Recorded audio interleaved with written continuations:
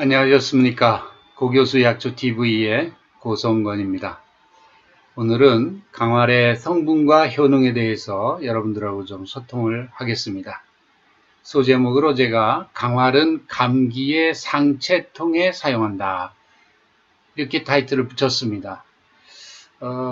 본초학에서는 특히 상체통 중에서도 후두통, 그래서 머리 뒤쪽이 이렇게 아플 때 후두통, 이럴 때 주로 쓴다.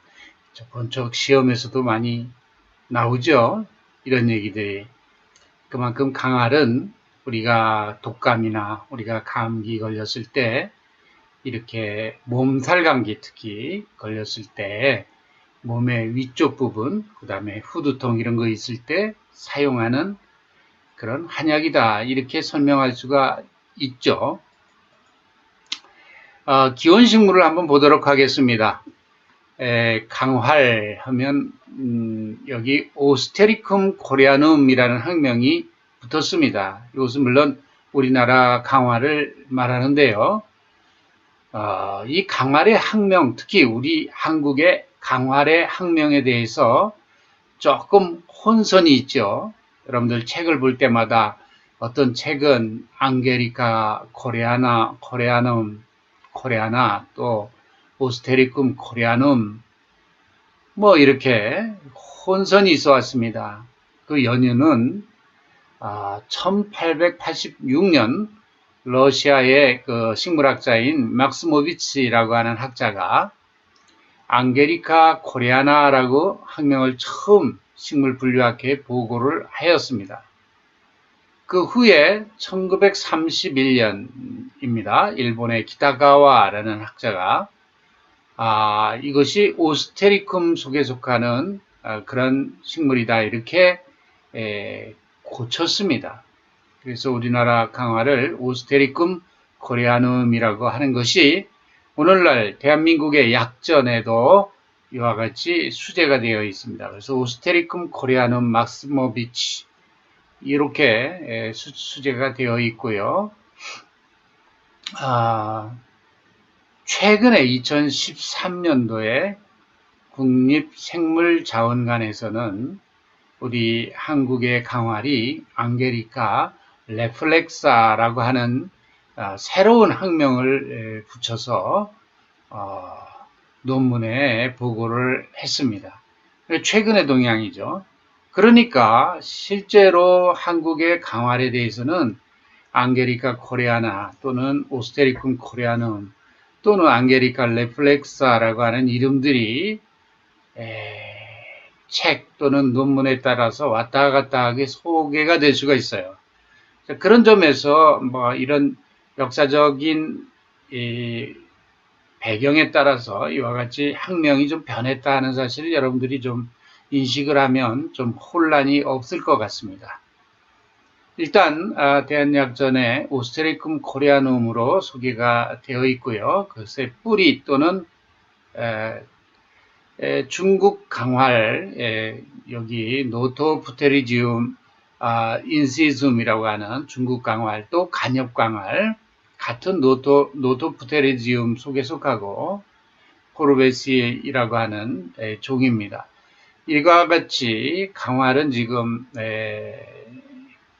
우리나라 강활, 그 다음에 중국 강활, 그 다음에 관엽 강활이라는 것을 전부 약전 생약으로 수제를 하고 있습니다.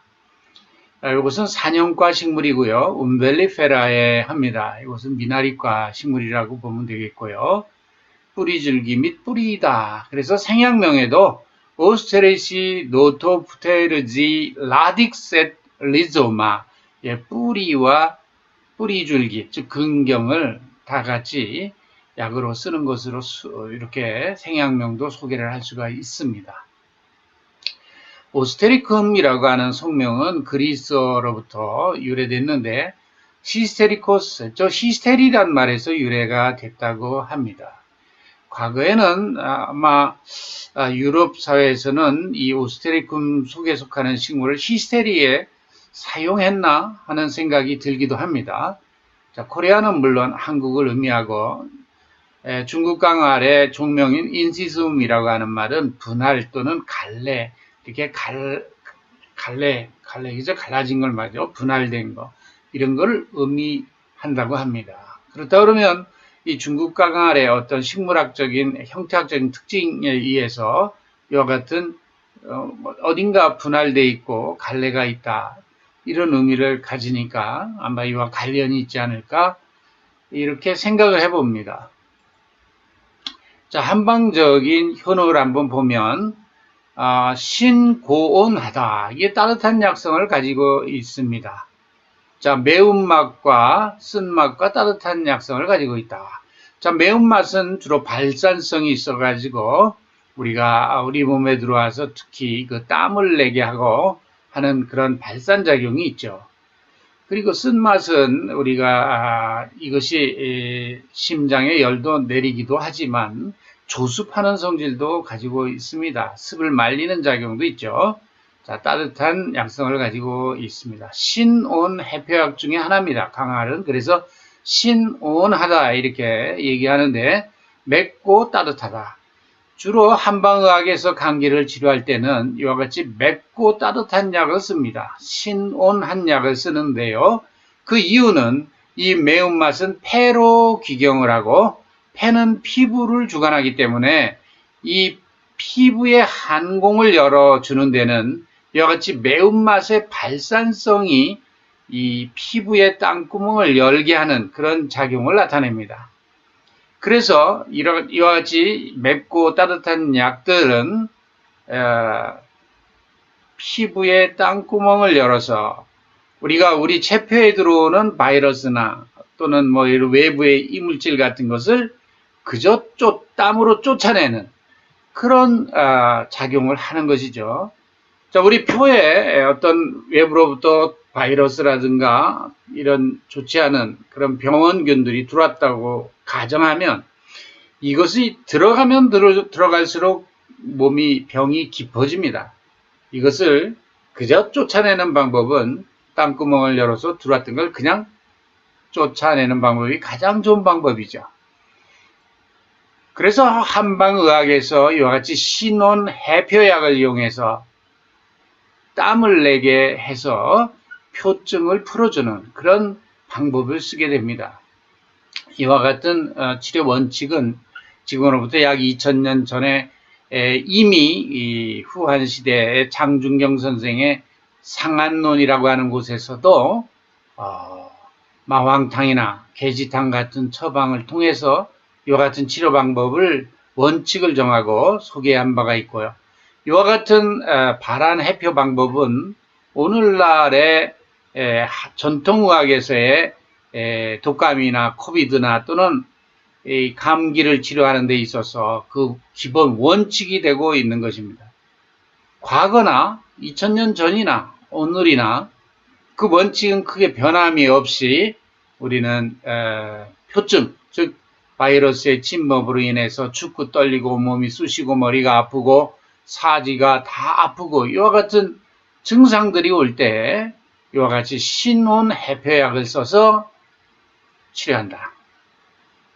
구체적으로는 피부의 한공을 열어서 땅구멍을 열어서 땀을 내줌으로 해서 현대 과학적 사고로 얘기하면 바이러스를 쫓아내버림으로 해서 초기 단계의 감기, 즉 독감 또는 코비드 이와 같은 상황을 퇴치하는 방법이다. 이렇게 이해하시면 좋을 것 같습니다. 자, 이 한방현혹에 보면 산한해표라는 말이 있는데 이 얘기가 바로 그런 얘기입니다. 보통 한방의학에서 독감 바이러스 같은 것을 풍한사라고 얘기합니다.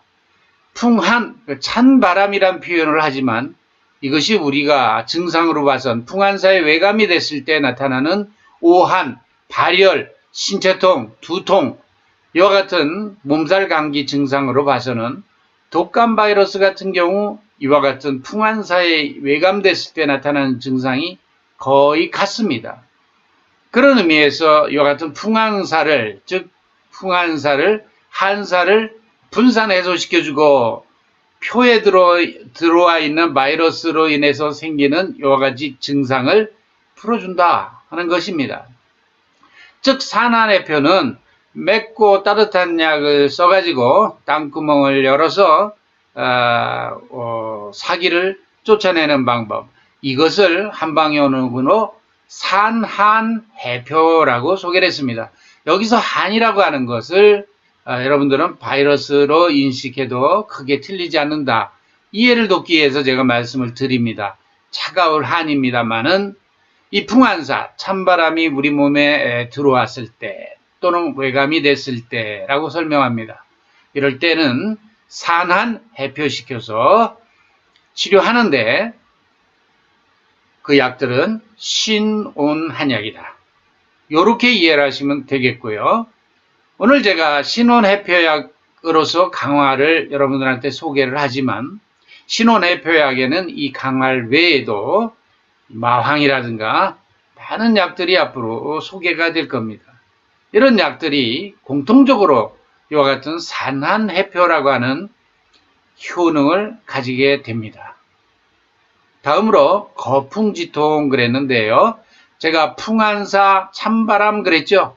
여기서 바람을 제거하고 통증을 먹게 한다 그랬습니다. 요 거풍할 때 이 풍과 한이라는 걸 합치면 풍한사가 되겠죠.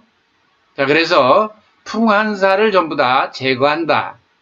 무엇이? 강화리라는 약이 그런 걸 제거하는 효능이 있다라는 말이죠. 그렇게 함으로 해서 통증을 먹게 하는데 주로 강활이라고 하는 것은 주로 상체통, 몸의 윗부분, 그렇죠? 몸의 윗부분 그리고 머리의 뒤통수 부분, 후두통이 특별히 아플 때에 아주 치료, 특별한 효능이 있다. 이렇게 소개를 하고 있습니다. 그러니까 우리가 몸살 감기가 걸렸는데 내가 특별히 그 온몸이 다 쑤시고 아프다고 하면 강활에다가 하체통에 쓰는 약이 독활이라는 약이 또 있습니다. 그래서 상체통에는 강활, 하체통에는 독활을 쓴다 그럽니다. 그래서 강활, 독활이라는 약을 같이 쓰게 되죠. 그러면 온몸이 쑤시고 아프는 것 이런 것을 다 치료할 수 있는 겁니다.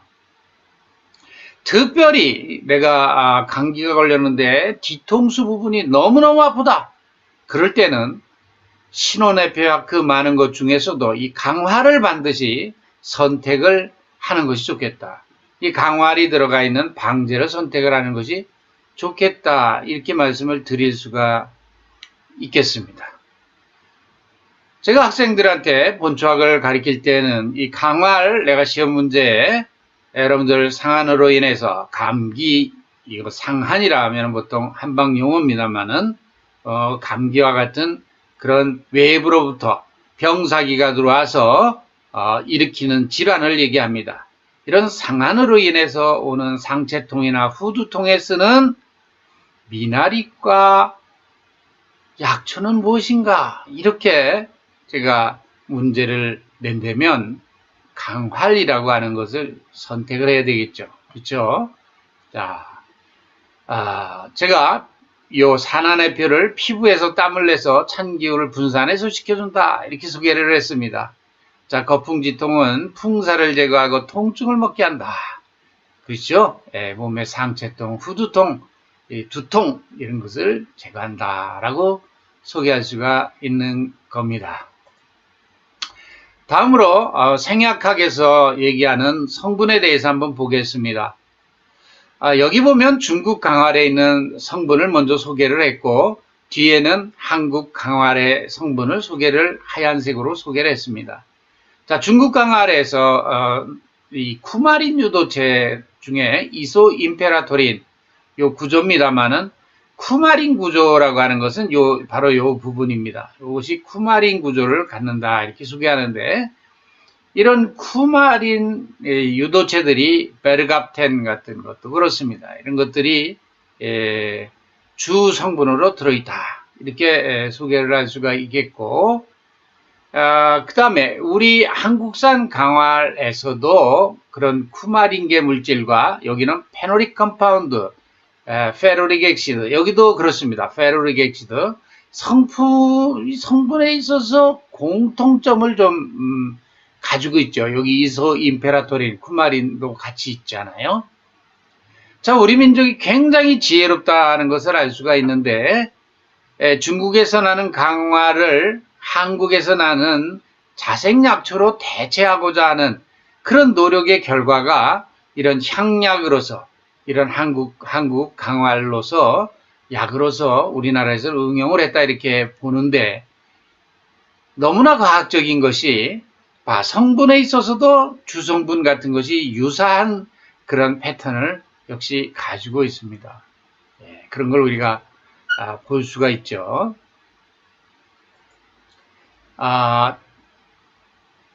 과학적으로 입증된 양리작용에 대해서 한번 보겠습니다. 진통작용이 있다. 노토프테롤이라는 성분을 소개했고 중국 강화에 있는 성분이 되겠고요. 그 다음에 NO 산생 억제 작용이 있다 그러는데 우리 세포에서 분비되는 그러한 물질이 되겠습니다. 산화질소라고 우리말로 얘기할 수가 있겠고 나이트릭 옥사이드라고 얘기합니다. 이걸 산생하는 걸 억제했다 그러는데 이 물질은 뭐 면역계에도 작용하고 보통 혈관을 확장하는 데에도 관여하는 그런 물질들이 되겠고요. 자, 여기에서는 폴리아세틸린 계통의 물질과 중국 강활, 또 우리나라 한국 강활에서도 이와 같은 효능이 있었다라고 소개를 했습니다. 다음으로 시클로옥시게나제 억제작용, 그러면 항염작용이 되겠습니다. 이 시클로옥시게나제라고 하는 것은 우리 인체의 세포막에 존재하는 아라키돈산이라고 하는 지방산을 이 시클로옥시게나제라는 효소에 의해서 프로스타그란딘과 또는 트롬복산이라고 하는 물질이 산생이 되는데 이 프로스타그란딘 같은 경우는 염증을 일으키는 데 관여하는 물질이기도 하고요. 트롬복산이라고 하는 것은 혈전을 야기하는 데 관여하는 물질이기도 합니다.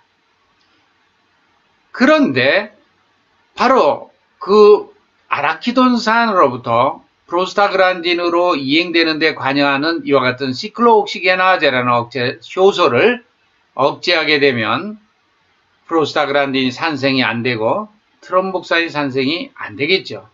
이렇게 되면 항염작용과 항혈전작용에 대한 그런 양리가 예견이 된다 이렇게 볼 수가 있겠고요.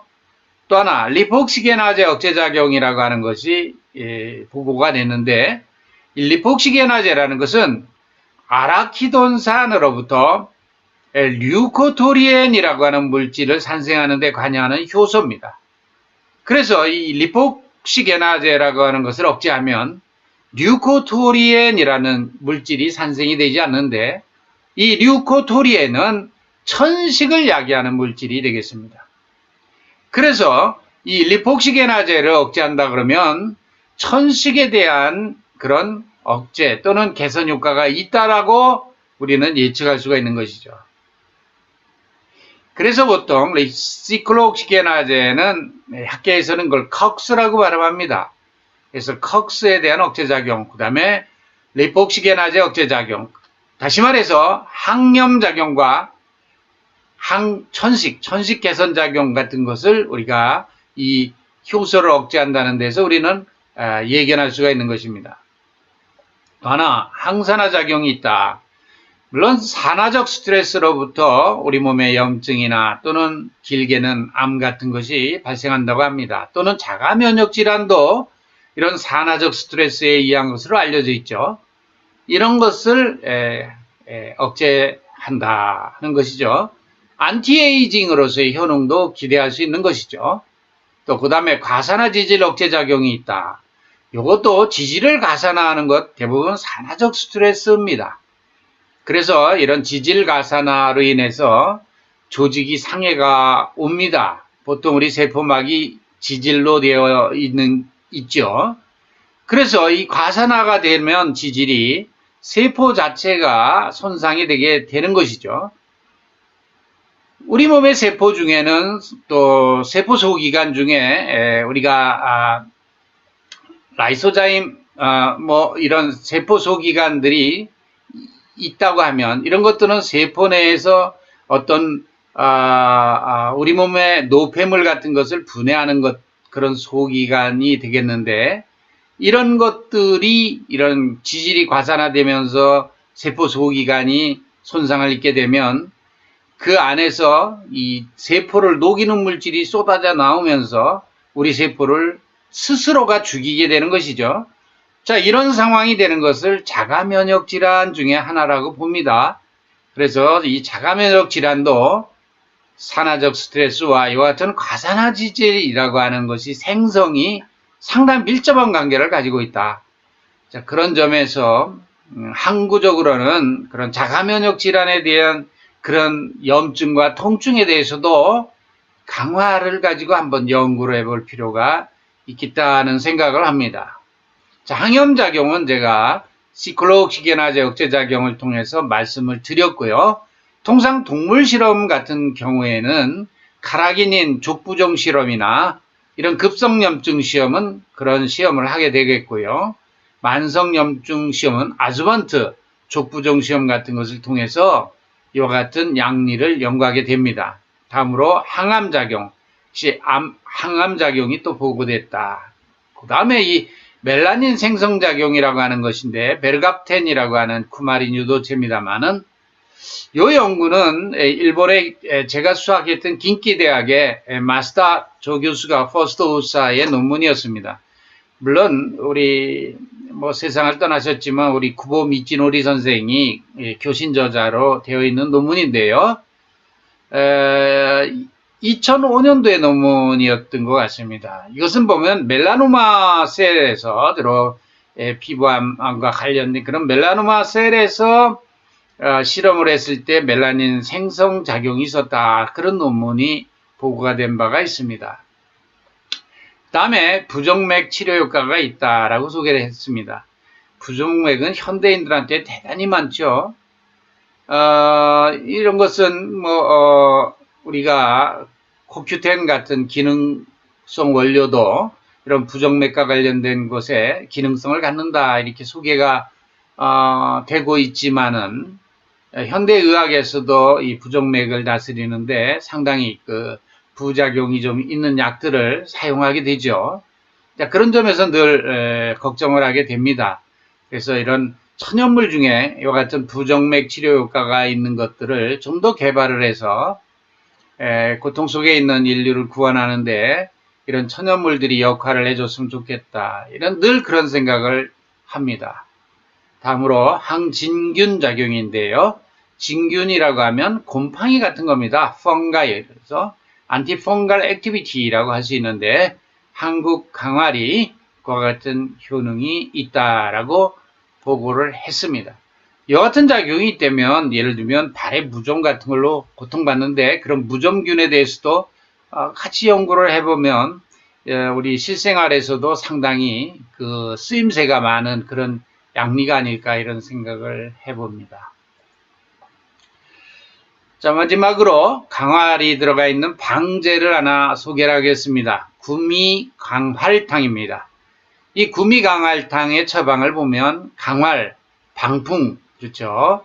자, 이 방풍 역시 이것도 상한, 감기 걸렸을 때 몸살 있고 이럴 때 풍한살을 제거하는데 중요한 역할을 하는 약입니다. 강활 소개를 드렸고 세시는 쪽돌이풀의 지하부 뿌리입니다만은 이것은 폐의 한사를 쫓아내는데 아주 효과적이죠. 물론 신장의 한사도 쫓아내는 아주 좋은 약입니다. 천궁은 혈액순환 잘 시키는 약이고 백지는 양명경의 열사를 제하는 약입니다. 생지향은 상초에 음액을 넣어주는 약이고요. 결국은 여기 보혈제라든가 보음제, 보음보혈작용이 있고요. 황금이라고 하면 청혈조습약으로서 상초, 특히 폐의 열사를, 습열을 치는데 대단히 좋은 약이 되겠습니다. 구성상으로 보면 이렇게 보약이 들어가고, 그렇죠. 예, 보기작용이 있는 그런 창출, 백출이 보기작용이 더 강하지만 이런 보혈작용 같은 것이 있으면서 치사, 즉 사기를 제거하는 이런 약들이 들어가 있습니다. 그래서 이 처방해설에서도 볼 수 있지만 몸이 허약한 사람들이 이 몸살 감기에 걸렸을 때 정기를 보충하면서 감기를 치료하는 처방이다. 이렇게 소개할 수가 있겠는데 이런 부정고사법으로 사용하는 감기약 중에는 인삼패독산 같은 것도 바로 이와 같은 개념의 약이 되겠습니다. 삼소음이라는 감기약도 있습니다. 이런 것들은 주로 노인들이거나 몸이 좀 허약한 사람들을 감기, 몸살 걸렸을 때 활용할 수 있겠다는 생각이 들고요. 증상을 보면 우한 발열, 막 추우면서 열이 나고 그리고 땀이 나지 않습니다. 이게 몸이 실한 사람입니다. 그런 경우에 이제 땀이 나지 않는데 그러나 제가 말씀드린 대로 여기는 좀 부정거사하는 것이죠. 보기 또는 보혈 이런 약들, 보음 이런 약들이 들어가는 거로 봐서는 좀 몸이 약한 사람들한테 사용할 수 있는 그런 감기약이라고 볼 수가 있는데 몸이 아주 약한 사람들은 춥고 떨리고 그러면서도 땀이 납니다. 이 지경이 되면 계지탕이라는 약을 쓰는 것이 좋겠습니다. 그러나 일반적으로 땀이 나지 않으면서 춥고 떨리고 열이 나면서 항배강통, 뒷목이 뻔하게 이렇게 아프고 온몸이 쑤시고 아플 때 쓰는 약이다. 물론 감기 걸려서 이와 같은 증상, 독감 걸려서 또는 코비드 걸려서 이와 같은 증상이 올 때 이걸 쓰는 약이다 하는 것인데 여기 항배강통이나 오한발열 이런 증상이 있을 때 쓰는 약은요. 갈근탕이라고 하는 약과 거의 증상이 같습니다. 그래서 이 구미강알탕은 갈근탕증에 역시 쓰는 것이다 이렇게 봐야 되는데 갈근탕과 구분을 한다면 여기는 좀 보약이 같이 들어있다. 이렇게 구분을 하시면 좋겠습니다. 그러니까 몸이 좀 허약한 사람이면서 독감에 걸렸을 때는 갈근탕보다는 구미강알탕 쪽으로 선택하는 것이 좋지 않을까? 저는 그렇게 생각을 합니다. 자, 오늘 강할 좀 공부를 했습니다. 도움이 됐으면 좋겠습니다. 약초의 전문가가 된다는 거는 약사, 한의사, 한약사 다 전문가들이죠. 그러나 그 가운데서도 좀 더 전문성을 유지해서 인류의 건강을 위해서 도움을 주고 또 일반인들도 약초의 전문성을 유지한다면 어느 정도 자기 몸을 지키는데 또 자기 가족을 지키는데 도움을 받지 않을까 이런 생각을 합니다. 수고하셨습니다.